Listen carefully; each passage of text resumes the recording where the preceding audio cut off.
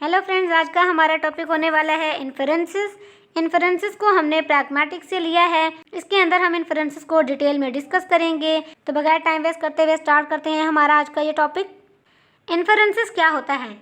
Inferences कहते हैं conclusions को, जिनको हम किसी एविडेंस, किसी ऑब्जर्वेशन और किसी रीजनिंग की बुनियाद पर करते हैं, ठीक है, ना कि किसी ज़ाहरी इन्फॉर्मेशन की बुनियाद पर। They help us understand the world by filling in gaps in information and making educated guesses. इसके ज़रिए से हम समझने की कोशिश करते हैं उस दुनिया को जिसके अंदर कुछ गैप्स रह गए हैं, जिसको हम अपने इन्फॉर्मेशन से, जिसको हम अपने एजुकेशन से फिल करते हैं, जिसके ज़रिए से पता चलता है कि हमारे अंदर नॉलेज है। For example, seeing dark clouds.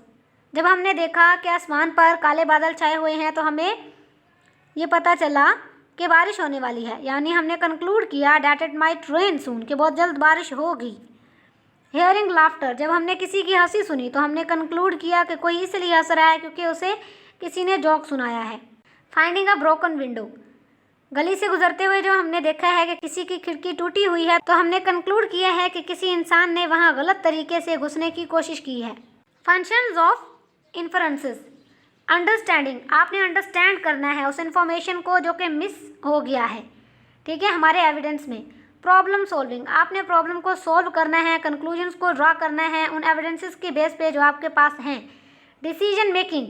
आपने आउटकम्स को प्रिडिक्ट करना है, डिसीजन लेने हैं। प्रिडिक्शन। आपने फ्यूचर इवेंट्स के लिए प्रिडिक्शन देने हैं कि इस तरह हो सकता है। इंटरप्रिटेशन। आपने इंटरप्रेट करना है उन सिचुएशंस को जो कि काफ़ी ज़्यादा कन्फ्यूशियस हैं, जिनको सॉल्व करने में मसला आ रहा है। आपने एविडेंसेस की बेस पर उनको सॉल्व करना है, उनके लिए कुछ एनालिसिस करना है, यानी उनके लिए कुछ इंटरप्रिटेशंस करनी है। कम्युनिकेशन। कन्वे इम्प्लाइड मीनिंग, यानी डायरेक्ट मीनिंग नहीं देंगे, इनडायरेक्ट मीनिंग देंगे। इनडायरेक्ट ज़रिए से बात की गई है, उसको हमने डायरेक्ट लेकर खुद ही उसका रिएक्शन देना है। लर्निंग।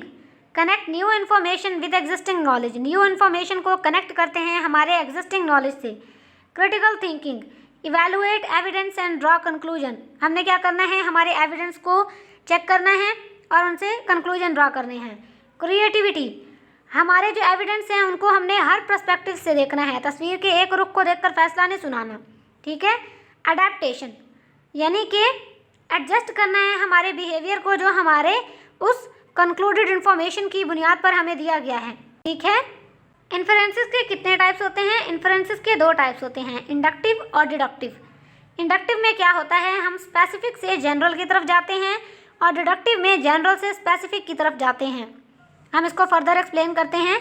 इंडक्टिव इन्फरेंसेस क्या होता है? इंडक्टिव इन्फरेंसेस में हम जनरल से स्पेसिफिक की तरफ जाते हैं। जैसे कि हमारे पास मिसाल है, every time we drop an apple. जब जब हमने एक एप्पल को फेंका है वो हमेशा ग्राउंड पर ही गिरा है। तो every time we drop an apple है, ये हमारे पास स्पेसिफिक ऑब्जर्वेशन है। It falls to the ground, ये हमारे पास जनरल है। तो हमने कंक्लूड किया है that all objects falls to the ground when dropped, कि जब जब आपने किसी ऑब्जेक्ट को फेंका है वो हमेशा ग्राउंड पर ही गिरा है, ठीक है। हमने एक और ऑब्जर्वेशन की, every time we touch a hot stove. जब जब हमने किसी हॉट स्टोव को टच करने की कोशिश की हम जल गए। तो हमने कंक्लूड किया कि जितने भी स्टोव्स हैं वो हॉट होते हैं और वो जलन की वजह बनते हैं। हमारे पास एक और ऑब्जर्वेशन है, every time we mix vinegar and baking soda it creates a fizzing reaction, कि जब जब हमने विनेगर और बेकिंग सोडा को मिक्स करने की कोशिश की है उसने एक फिजिंग रिएक्शन ही दिया है। तो हमने कंक्लूड किया कि अगर हम विनेगर और बेकिंग सोडा को मिक्स करते हैं तो वो हमेशा फिजिंग रिएक्शन ही प्रोड्यूस करेगा। तो we can conclude about inductive inferences that it rely on the patterns observed in specific instances to make broader generalization, कि हम इसमें, ठीक है, उन पैटर्न्स पर रिलाई करते हैं जो हमें स्पेसिफिक से जनरलाइजेशन की तरफ लेकर जाते हैं। They are based on probability. ये प्रोबेबिलिटी के ऊपर बेस करते हैं रादर देन सर्टेनिटी, यानी इसमें श्योरिटी नहीं होती कि वो सही हैं या नहीं हैं। डिडक्टिव इन्फरेंसेस क्या होते हैं? डिडक्टिव इन्फरेंसेस टोटली ऑपोजिट होते हैं इंडक्टिव इन्फरेंसेस से। इंडक्टिव इन्फरेंसेस से हम स्पेसिफिक से जनरलाइजेशन की तरफ चले थे और यहाँ पर हम जनरलाइजेशन से स्पेसिफिक की तरफ चलेंगे, ठीक है। For example, all mammals give birth to live young. सारे मैमल्स जन्म देते हैं किसी और मैमल को ताकि वो यंग रह सकें। डॉग एक मैमल है या फिर जो डॉग्स हैं वो मैमल्स हैं। Therefore we can conclude that dogs give birth to live young. जो डॉग्स हैं वो और डॉग्स को जन्म देते हैं ताकि वो यंग रह सकें। All squares have equal sides. सारे जो स्क्वेयर्स हैं उनके 4 इक्वल साइड्स होते हैं, 4 इक्वल साइड्स। अब हमारे पास यहाँ पे एक शेप है, ठीक है, इसमें क्या है, इस शेप के 4 इक्वल साइड्स हैं, यानी 4 कोने इसके बराबर हैं। तो हमने कंक्लूड किया कि ये जो शेप है ये स्क्वायर है। All humans are mortal. सारे जो इंसान हैं वो मोर्टल हैं, वो फानी हैं, उन्होंने मर जाना है। John is a human. John human है, so we can conclude that John is mortal. जो जॉन है वो मोर्टल है, ठीक है। सो आपने क्या सीखा? आपने सीखा कि जो डिडक्टिव रीजनिंग है उसमें हमने क्या किया है, लॉजिकल रीजनिंग को देखा है। कुछ हमारे पास पैटर्न्स थे जिनके ज़रिए से हमने कंक्लूजन को ड्रा किया। कौन से वो पैटर्न थे? जनरल प्रिंसिपल्स थे, उनसे हमने स्पेसिफिक कंक्लूजन्स को ड्रा किया, ठीक है। So we can conclude that deductive inferences rely on logical reasoning and follow a specific pattern to reach a certain conclusion। जो डिडक्टिव इन्फरेंसेस हैं ये लॉजिकल रीजनिंग के ऊपर रिलाई करते हैं और एक स्पेसिफिक पैटर्न को फॉलो करते हैं ताकि सर्टेन कंक्लूजन्स पर पहुंच सकें। साइलोजिज्म का बहुत अहम किरदार है इन्फरेंसेस के अंदर। साइलोजिज्म जो है ना वो लॉजिकल आर्गुमेंट्स हैं जो 3 चीज़ों से मिलकर बनते हैं, जिसमें हमारे पास मेजर प्रीमिसेस, माइनर प्रीमिसेस और कंक्लूजन आता है। They are structured form of deductive reasoning use to draw conclusion from true premises. ये स्ट्रक्चर्ड फॉर्म होते हैं डिडक्टिव रीजनिंग के। आप कह सकते हैं कि ये डिडक्टिव रीजनिंग ही होता है जिसके ज़रिए से हम कंक्लूजन ड्रा करते हैं।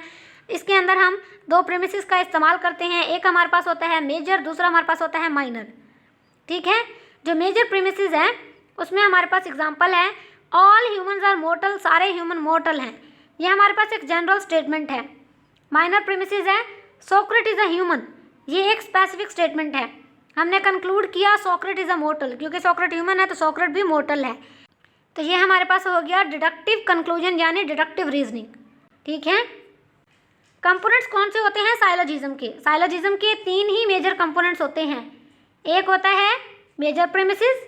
मेजर प्रीमिसेस में हम क्या करते हैं, अ जनरल स्टेटमेंट और principle that applies to a broad category.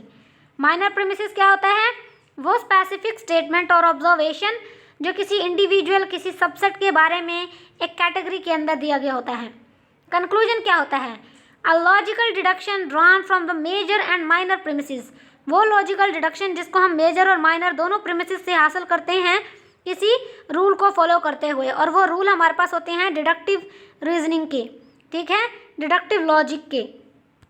For example हमारे पास मेजर प्रीमिसेस में आता है all politicians are public figures.